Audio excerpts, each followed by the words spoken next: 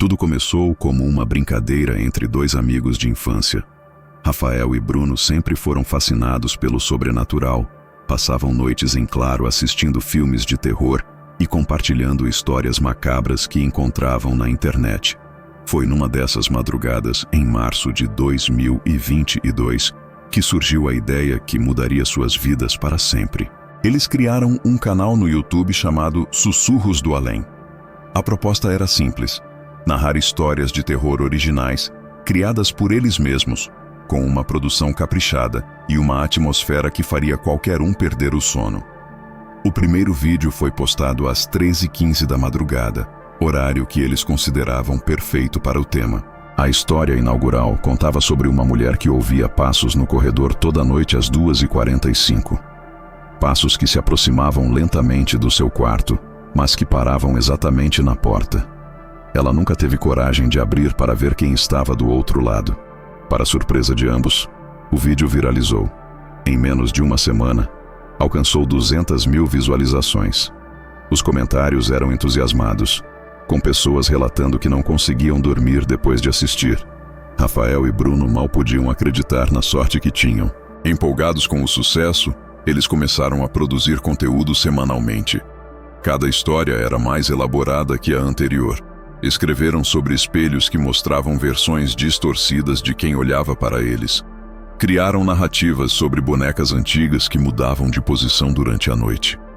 Inventaram lendas sobre porões onde vozes de crianças podiam ser ouvidas mesmo décadas depois de uma tragédia. O canal cresceu exponencialmente. Em 6 meses, já contavam com mais de 1 milhão de inscritos. As marcas começaram a procurá-los para parcerias. Eles largaram seus empregos convencionais e se dedicaram exclusivamente aos Sussurros do Além. Foi então que as coisas começaram a mudar. A primeira ocorrência aconteceu na casa de Bruno. Ele tinha acabado de escrever uma história sobre um homem que encontrava bilhetes escritos por ele mesmo, mas que não se lembrava de ter escrito. Mensagens perturbadoras como: "Ele está atrás de você e não durma esta noite." Na manhã seguinte à publicação do vídeo, Bruno encontrou um bilhete em sua mesa de cabeceira. A caligrafia era idêntica à sua. O papel dizia simplesmente: "Isso é só o começo." Bruno ligou para Rafael em pânico. O amigo tentou acalmá-lo, sugerindo que talvez ele mesmo tivesse escrito durante um episódio de sonambulismo. Afinal, eles estavam trabalhando demais, dormindo pouco. A mente prega peças quando está exausta. Rafael queria acreditar em sua própria explicação, mas algo o incomodava. Na semana anterior, ele havia criado uma história sobre um telefone que tocava sempre às 3h33 da madrugada. Quem atendia ouvia sua própria voz do outro lado da linha, descrevendo exatamente como seria sua morte. Desde que o vídeo foi ao ar, o telefone de Rafael tocava toda a madrugada, sempre no mesmo horário. Ele nunca teve coragem de atender. Os amigos decidiram que precisavam de férias. O estresse estava afetando suas mentes, criando paranoia onde não havia nada de sobrenatural. Combinaram de pausar o canal por 2 semanas e usar esse tempo para descansar. Mas os inscritos não ficaram satisfeitos. Os comentários exigiam conteúdo novo. As mensagens nas redes sociais eram cada vez mais agressivas. Alguns fãs pareciam obcecados, enviando ameaças veladas caso o canal não voltasse à ativa. Um deles escreveu algo que gelou o sangue de ambos: "Vocês abriram uma porta. Agora não podem simplesmente fechá-la." Na primeira noite de descanso, Bruno acordou às 2h45 com o som de passos no corredor do seu apartamento. Passos lentos, arrastados, que se aproximavam do seu quarto. Ele ficou paralisado na cama, lembrando da primeira história que haviam contado. Os passos pararam exatamente na porta do quarto. Bruno esperou sem respirar, por longos minutos. Quando finalmente criou coragem para verificar, não havia ninguém. Mas na porta, do lado de fora, encontrou marcas de arranhões que não estavam lá antes. Rafael enfrentou sua própria noite de horror. Ele havia escrito uma história sobre um homem que via vultos pelo canto dos olhos, figuras que desapareciam quando ele tentava olhar diretamente para elas. Naquela noite, Rafael percebeu movimentos nas periferias de sua visão. Sombras que não deveriam existir, que pareciam observá-lo com interesse mórbido. Os dois amigos se encontraram no dia seguinte, ambos com olheiras profundas e expressões de pavor. Compartilharam suas experiências e chegaram a uma conclusão aterrorizante. De alguma forma, suas histórias estavam se tornando reais. Eles revisaram todo o conteúdo que haviam criado. Mais de 100 histórias em pouco mais de um ano. Cada uma delas continha elementos que agora pareciam perigosamente plausíveis. A mulher que via seu reflexo se mover independentemente no espelho. O homem cujas fotografias mostravam uma figura adicional que não estava presente no momento do clique. A criança que desenhava monstros que apareciam em seus pesadelos e depois nos pesadelos de todos ao redor. A solução parecia óbvia. Deletar o canal. Apagar todas as histórias e esperar que os fenômenos cessassem. Bruno estava pronto para fazer isso imediatamente, mas Rafael hesitou. Havia algo que ele não tinha contado ao amigo. Na história mais recente, publicada apenas 3 dias antes, Rafael havia escrito sobre 2 amigos que criavam histórias de terror. Histórias que ganhavam vida própria e começavam a perseguir seus criadores. No final da narrativa, os 2 amigos tentavam destruir seu trabalho, mas descobriam que era tarde demais. As histórias já existiam independentemente deles. Apagá-las só as deixaria com raiva. Rafael confessou que havia escrito essa história como uma espécie de teste. Ele queria ver se o padrão se confirmaria. Agora tinha sua resposta, mas também tinha um problema muito maior. Bruno ficou furioso. Como Rafael podia ter sido tão irresponsável? Eles estavam lidando com algo que não compreendiam, e seu amigo havia deliberadamente provocado essa entidade, essa força, fosse lá o que fosse. A discussão foi interrompida por um som que ambos conheciam bem. O toque de telefone de Rafael. Eles olharam para o relógio simultaneamente. Eram exatamente 3h33 da tarde. Não da madrugada, da tarde. Isso nunca havia acontecido antes. Rafael atendeu. Do outro lado da linha, ouviu sua própria voz. Mas não era a descrição de sua morte, como na história original. Era algo muito pior. A voz dizia: "Vocês nos criaram. Agora pertencemos a este mundo e queremos mais, queremos ser reais de verdade. Vocês vão nos ajudar." A ligação se encerrou. Ambos os amigos ficaram em silêncio por um longo momento. Então Bruno perguntou o que a voz queria dizer com "nos ajudar". Rafael não sabia responder, mas tinha um pressentimento terrível. Naquela noite, ambos tiveram o mesmo sonho. Estavam em um estúdio de gravação escuro, cercados por todas as criaturas e entidades que haviam criado em suas histórias.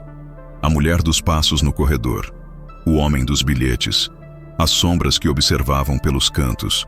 Todos estavam lá, aguardando. Uma figura se destacou do grupo. Era uma versão distorcida de Rafael e Bruno fundidos em uma só pessoa, como se fossem 2 reflexos sobrepostos incorretamente.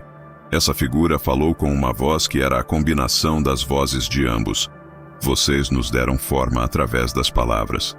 Agora darão forma através da carne. Cada novo inscrito é uma alma que nos alimenta. Cada visualização fortalece nossa existência. Continuem criando. Continuem nos trazendo para este lado." Os 2 acordaram ao mesmo tempo, embora estivessem em casas diferentes. Quando verificaram seus telefones, viram que o canal havia recebido 100.000 novos inscritos durante a noite. Não haviam publicado nada novo. Os inscritos simplesmente apareceram. Desesperados, eles finalmente deletaram o canal. Apagaram cada vídeo, cada comentário, cada vestígio dos sussurros do além. Por algumas horas, sentiram alívio. Talvez tivesse funcionado. Talvez estivessem livres. Então Rafael recebeu uma notificação. Alguém havia criado um canal chamado Ecos do Sussurro. Todos os vídeos deletados estavam lá, republicados por uma conta anônima. E havia um vídeo novo, um que eles não haviam criado. Com mãos trêmulas, Rafael clicou para assistir. O vídeo mostrava imagens granuladas de sua própria casa, filmada do lado de fora, durante a noite. A narração era feita por uma voz que soava como a sua, mas distorcida, errada de alguma forma fundamental. A história contada era sobre 2 amigos que tentaram escapar de suas criações, mas descobriram que não se pode fugir de si mesmo. No final do vídeo, a câmera mostrava 2 figuras paradas na janela do quarto de Rafael. Duas silhuetas que não deveriam estar lá. Duas formas que se pareciam terrivelmente com Rafael e Bruno, mas cujos olhos refletiam uma escuridão que não pertencia a este mundo. Bruno chegou à casa de Rafael minutos depois de receber a mesma notificação. Encontrou a porta da frente aberta. As luzes estavam apagadas. No centro da sala, havia um laptop ligado, exibindo o canal Ecos do Sussurro. O contador de visualizações subia constantemente.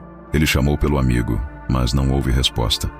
Subiu as escadas lentamente, cada degrau rangendo sob seu peso como se a própria casa estivesse gemendo. O quarto de Rafael estava no fim do corredor. A porta estava entreaberta. Bruno empurrou a porta e encontrou Rafael sentado diante de outro computador, digitando freneticamente. Seus olhos estavam fixos na tela, sem piscar. Seus dedos se moviam com uma velocidade desumana, produzindo texto após texto. Quando Bruno se aproximou para ver o que o amigo estava escrevendo, sentiu o sangue gelar. Era uma história sobre dois amigos cujas almas foram gradualmente substituídas pelas entidades que haviam criado. O processo era lento, imperceptível no início. Eles continuavam vivendo suas vidas normalmente, mas a cada dia, uma parte maior deles pertencia ao outro lado. Rafael parou de digitar e virou-se para encarar Bruno. Seu rosto estava diferente de alguma forma sutil. Os ângulos pareciam errados como uma máscara mal ajustada.